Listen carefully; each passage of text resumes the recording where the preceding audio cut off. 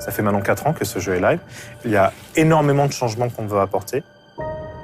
Cette planification dont on parle à 2 ans, c'est une planification qu'on a faite avec l'ancienne core team. L'idée, ça va être vraiment d'explorer des nouveaux champs de gameplay, de retravailler des pans entiers du jeu qu'on avait laissé un petit peu tel quel depuis le chip du jeu. On s'inscrit vraiment dans l'objectif de parachever la vision originale de ce jeu.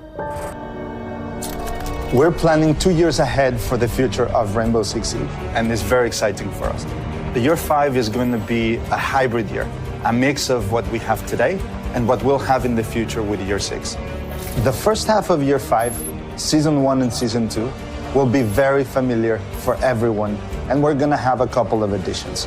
2 operators per season, map reworks, and in-game event are going to be the core of what we're going to be delivering. On top of that, we're going to be adding arcade playlists and, of course, the Battle Pass. Now, for Season 3 and Season 4, things will start getting closer to our ambitions for the future. We'll keep map reworks, in-game events, and Battle Pass, and yes, this will be the time we switch to delivering 1 operator per season instead of 2, which in turn will be counterbalanced with new core gameplay content, plus we'll be delivering more narrative behind our new operators to our players. For year 6, the goal is going to be threefold. Number 1, Battle Pass and new operator will kick off the season along with our regular seasonal updates. Number 2, by this time, we have established our core gameplay-centric philosophy. Features and operator reworks will drop throughout the season, rather than right at the beginning, giving us the flexibility to deliver this content when it's ready and keep some surprises for the players. And number 3, finally, arcade playlists will become more frequent throughout the season.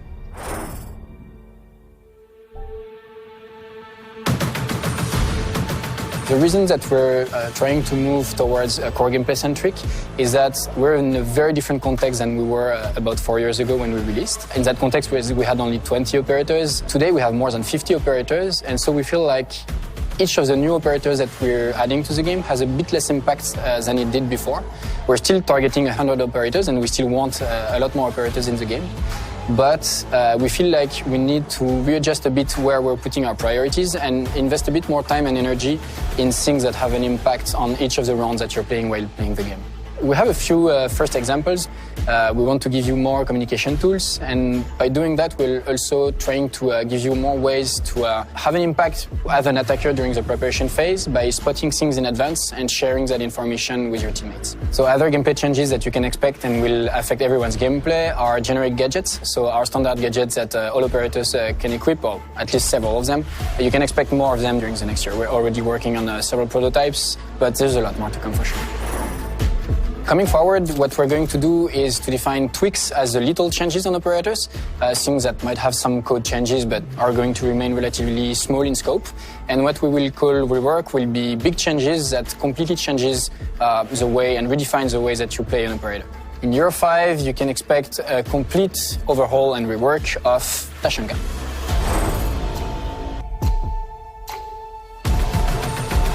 On year 5, every season we'll have a major event.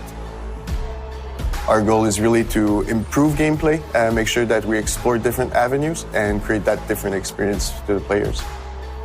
So this year we're happy to release the arcade playlist for a 4-day period. Our goal is to address gameplay modifiers, small minimum changes to the gameplay. For the first half, we want to release 1 per season, and by the second half of year 5, we would like to release multiple of them. The first arcade playlist that we want to release during season 1 will be the golden gun that we're about to introduce this spring. Everybody's equipped with 1 pistol, 1 bullet in the magazine, and you need to reload every time you shoot. It's small, it's not big, but it will change the pace during the week. Pendant l'année 4, on a mis le pick and ban qui permettait d'avoir du contrôle sur quels héros vont être lors de la partie que les joueurs vont jouer. Et dans l'année 5, on va vouloir mettre le map veto qui va pouvoir donner du contrôle sur la map que vous allez jouer juste avant le début du match. Donc en année 6, on est en train de travailler sur un nouveau mode de jeu qui va mettre en avant les joueurs qui jouent en équipe, dans laquelle ils affronteront d'autres équipes pour savoir qui sont les meilleurs. Le plus gros changement qui est à venir pour Year 5 est la mise en place d'un système de réputation. Le point le plus important est de savoir que les joueurs auront un niveau de réputation et que dépendamment de ce niveau de réputation, des rewards et des sanctions seront déclenchées. Le joueur sera toujours en contrôle de sa réputation et sera toujours au courant de qu'est-ce qui se passe via des notifications récurrentes. We are investing in those core gameplay experiences and using all that power to really bring more experiences to everyone who jumps and plays Rainbow Six Siege. And also it means that we're able to plan in advance for much deeper changes, things that require a lot more testing, a lot more preparation, things that are more complex. So it allows us actually to have a lot more freedom in what we're preparing for the future of Rainbow Six. C'est un jeu qui va continuer à se déployer, qui va continuer à évoluer et qui va essayer de tendre vers son plein potentiel et sa pleine maturité. Il s'agit vraiment d'investir plus pour tout le monde. Hey everybody, welcome back. I am joined now by Roy Del Valle, our product director, Jean-Baptiste Allais, our lead game designer, and Alex Karpazis, our art director. We are so very lucky to be here. Gentlemen, how are you enjoying the experience? I mean, it's crazy. Just watching the whole arena filled up, watching everything, the Six Invitation coming together. Shout out to all the teams that worked on it. It's exhilarating. There's a lot of emotions right now. Pretty pumped. I can't wait to show more. Yeah. I can't wait to spill some tea. Oh, and you guys have brought the finest of teas for our audience here today and everybody at home. So let's get right into it. Roy, we usually talk about the upcoming year on these panels. In this case, Year 5. We're already talking about Year 6. Why is that? Yeah, so the first thing that I have to get out there is the fact that the possibility of being able to talk about Year 6 when we are entering Year 5 is super exciting for everyone at the studio. Today we have the possibility to be able to project into the next 10 years of Rainbow Six Siege. Year 6, let's look at it this way. Year 6 is that year that is going to springboard Rainbow Six Siege into the future for the next 10, 15 years, whatever. You guys need to keep playing. I love that commitment. So what can you tell us about Year 6? Yeah, so Year 6, Year 6 is a must to understand all of the changes that are happening in Year 5. As unofficially some of you know, some of the changes that are happening in Year 5 are coming up. And when we step back and we look at Year 6, obviously the most salient aspect of it is that we're going to be delivering one operator per season. Now, I saw your faces, and this was a difficult choice for us as well.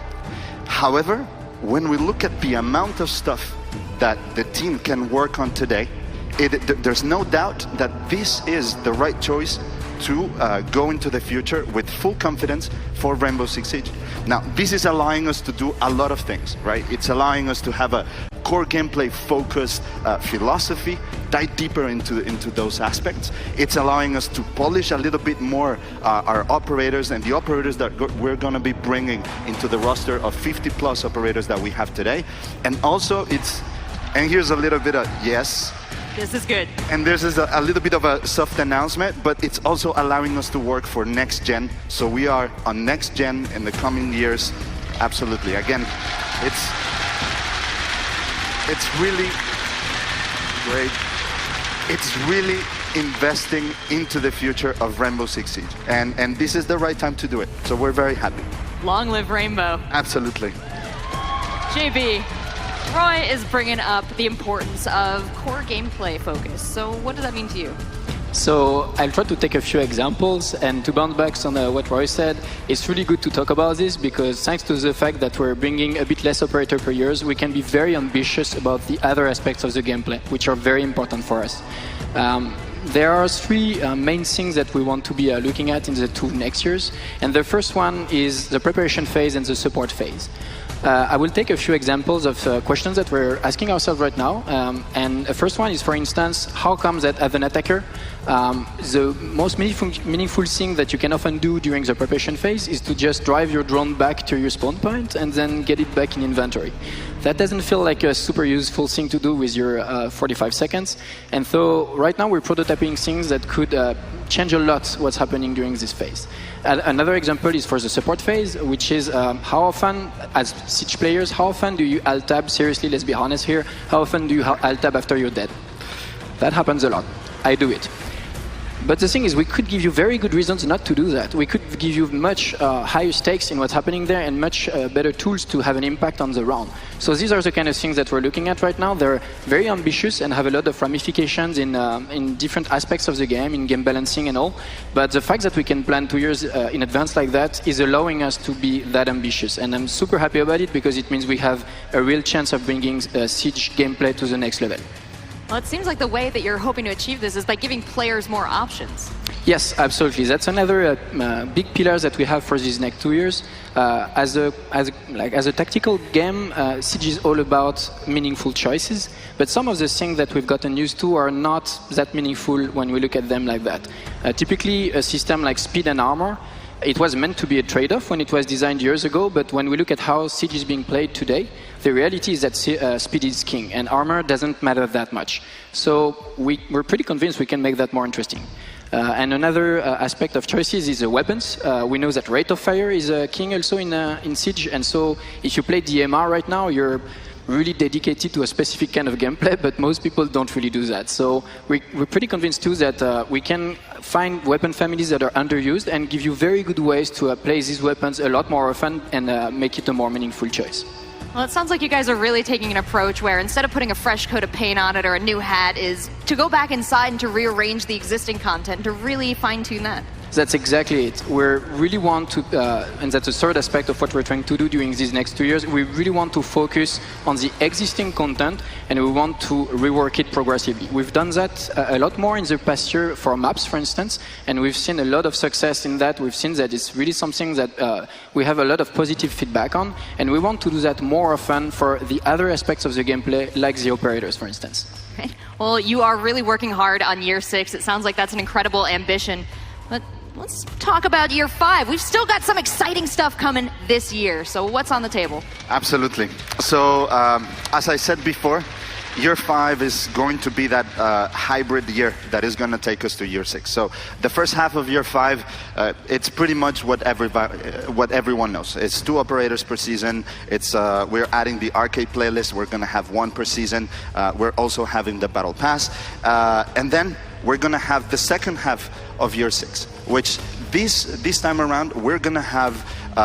This is the time that we bring 1 operator per season, and as well we're adding more arcade playlist into the mix.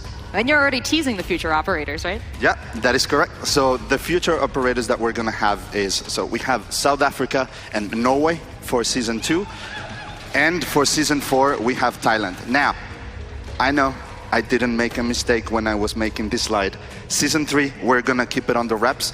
It's a little surprise that we're cooking for all of you, so I hope you guys like it. So stay tuned.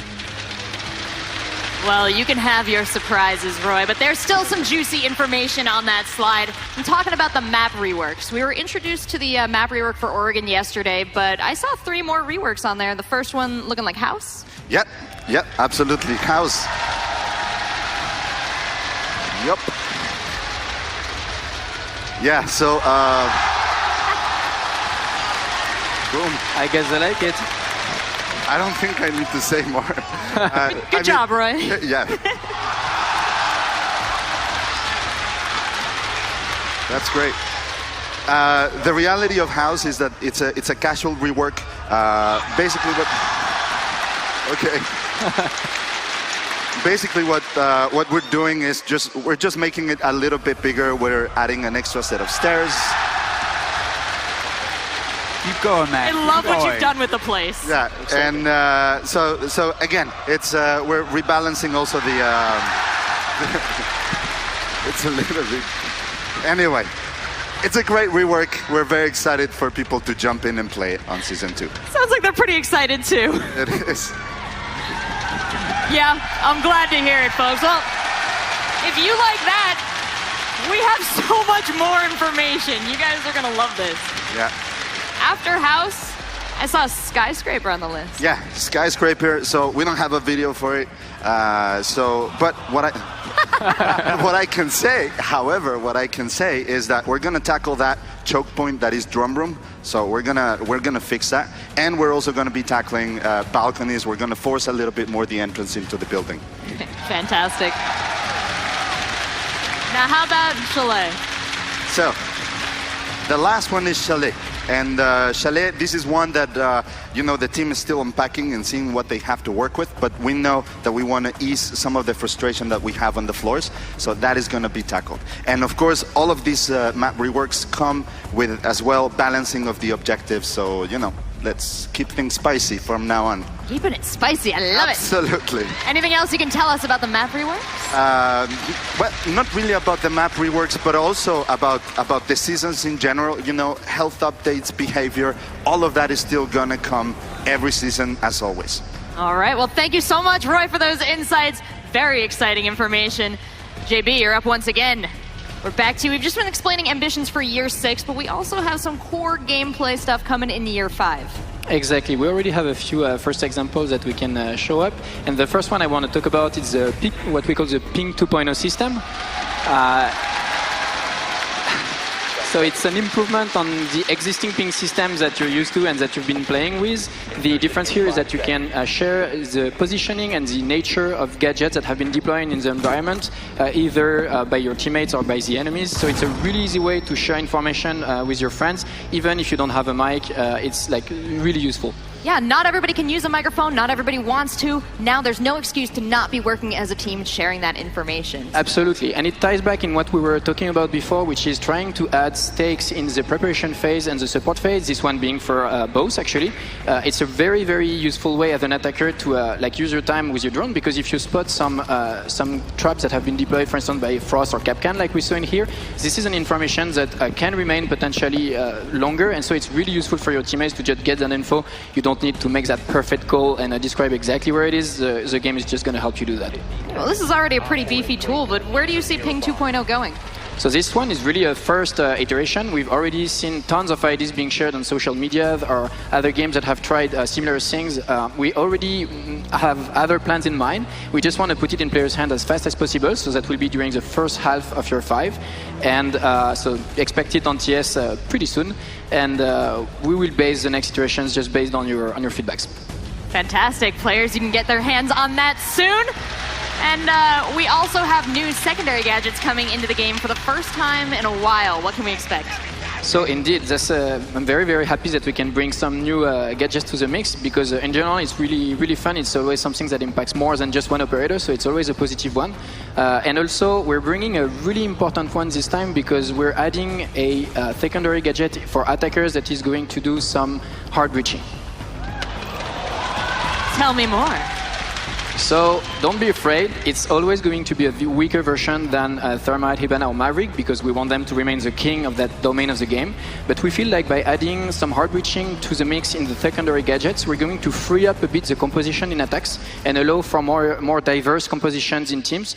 For instance, if you're attacking a bomb site where you know that your strat only relies on opening one specific hatch, you're going to have the possibility to just not be forced to pick Hibana or Thermite or Maverick. It's a lot more flexibility for attackers there. What have you got for defenders? So defenders also are getting something. They're getting a proximity alarm that I think has already been talked about many times. It's coming. Basically, think about the metal detector in bank or a border, but this time defenders have them in their pocket and they can just throw it anywhere, and it's going to be a great flank watcher. Wonderful. And JB, there's another thing we haven't quite touched on yet. Now, this is going to be a big one for competitive players, for casual players, for content creators. What's coming? Indeed, this is a huge, huge thing. I'm talking about match replay.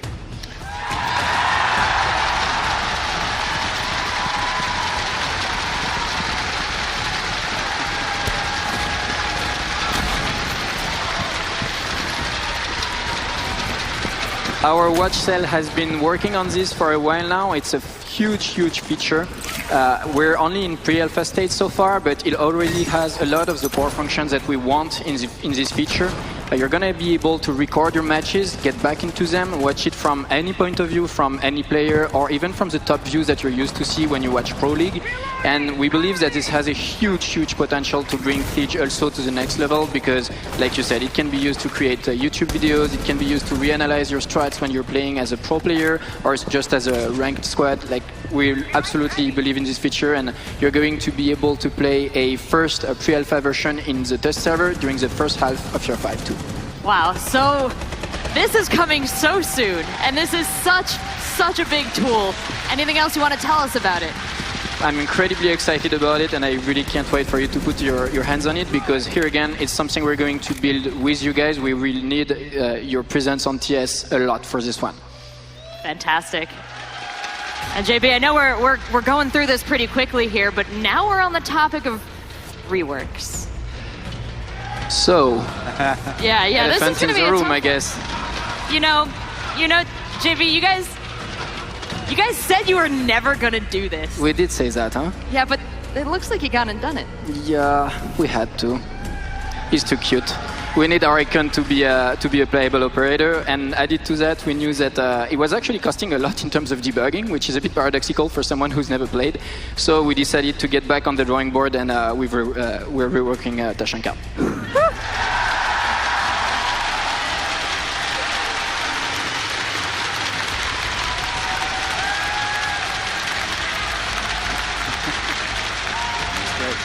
I think we can go home now. I guess. So what are you guys doing to Tashanka? So the first thing, of course, is that the core of the issue is the turret itself. The concept of being immobile doesn't really fit with Siege gameplay, like you all know. So we've taken the weapon out of the turret, and as a first step, made it a primary weapon, meaning that you can just run around.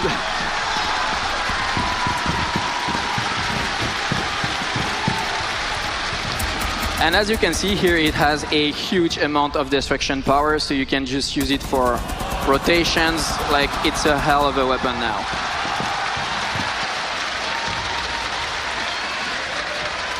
And then he's also getting a gadget? Yeah, he's also getting an ability, which is an incendiary grenade launcher.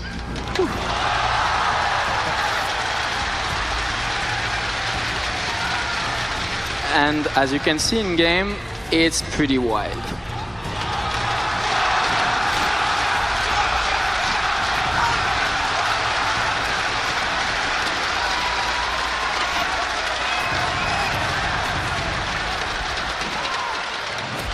So the whole concept here is that it's an area denial tool. It's something that you can pretty much spam projectiles with. It makes these little patches of fire on the ground, so you can use them just to slow down attackers' progression, deny a plant spot. So it's a sort of alternative to smoke, if you will. He looks very exciting, and based on the reaction of the crowd, I know you guys can't wait to get your hands on the new Tashanka. But JB, you guys have gone and opened the floodgates now. You've changed Tashanka, so does that mean other reworks are on the table as well? Yes, very much so. We really want to bring more reworks to the most problematic operators of Siege. I can't really get too specific right now, but we have other plans for year 6. And if you look regularly at the charts that we release that shows the most frustrating operators or the ones that are the least played, you can have a pretty good idea of who is next on our watch list. JB, thank you so much. This has been very exciting. So much great info. Anything else you want to add? Just super happy to be here. Fantastic. That's pretty much it. We all are. And I'm very excited now to bring in Alex to the conversation. We've been talking a little bit about stuff to come in the game, and one of the biggest things is events. In year 4, events have been huge. Yes, we know we got a large reception for all of the events in year 4, so we want to double down on events in year 5, one every single season, and make them bigger and better. That's very exciting. So what have you decided to bring us now in year 5? So on top of events, we have the arcade playlist now. And this is a temporary game mode that'll pop up really short, just for a weekend. And the first one we're talking about is something that's very near and dear to us. We grew up with first-person shooters on the N64, so we're bringing a golden gun mode. That warms the heart, Alex.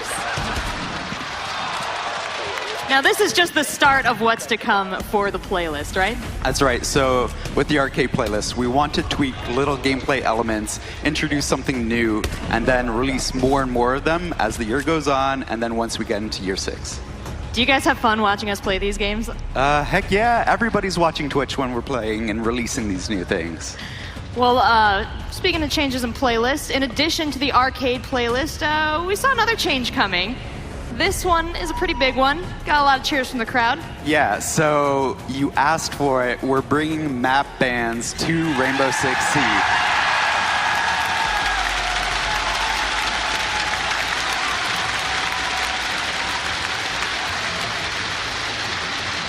Why don't you tell us how these map bans are going to work? So whenever you start up a ranked playlist or an unranked playlist, you jump in and you have 3 maps to choose from the pool. Both teams will vote on which ones they want banned. The remaining one will be the one you play. Fantastic. Couldn't be simpler. Now, every day the Rainbow Six Online experience gets a little more competitive. You guys are taking it even a step further. Right, so with map ban, that's coming year 5. In year 6, we're already laying the groundwork for something that we're calling the Rainbow Six Cup. This is taking the experience of the SI here and trying to package it up for everyone at home so you can play with 4 friends in a series of battles to find who's the best. You're going to have a lot more pros on your hand come next year Invitational. Yeah. Alex, anything else you'd like to touch on? I just want to address one thing that was brought up in the dev diary. As devs, as players ourselves, we have 0 tolerance for toxicity, harassment, cheaters, and we're going to keep it up. So the player behavior cell is working on the biggest feature yet, which is the reputation system. Next time we talk about it, you'll actually see something. We're taking it very seriously, and it goes with all the other features that we're bringing in year 5, year 6, all this core gameplay. We're excited to deliver more to all of you. Over and over again. Make Siege a better game. You guys are all working so hard on that, and you have a wonderful community supporting you, giving you feedback. So thank you so much, Alex. Thank you, Roy. Thank you, JB, for coming on out here, for breaking it down for us, and for bringing us all this exciting news. Now, before we head to the culmination of the program CGI, we have one more surprise. We paired up with Crystal Dynamics to bring you a very special skin for Ash.